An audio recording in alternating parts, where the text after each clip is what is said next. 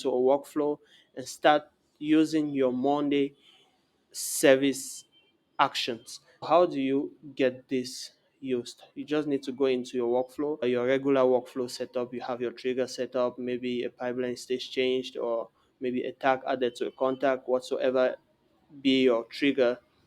You can add now the various actions that you can see on the Monday service by scrolling down. You scroll and look for the Monday service. I'm going to search like this, Monday. I'll take the other one. So make sure you take the Monday service. Now, these are the various actions you can go under the Monday service. You can create a board, you can create a workspace, you can add a user in the board, you can add user in the workspace, you can delete a user, you can delete a board, you can delete the workspace. Those are the various actions you can attack on Monday app just right from your workflow actions. You can see them listed here, very pretty easy.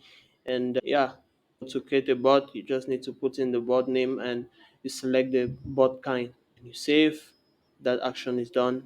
Pretty easy. When you're done with your setup, you're ready to go. If you have any issues setting this up, you can let us know and we'll be happy to help you out.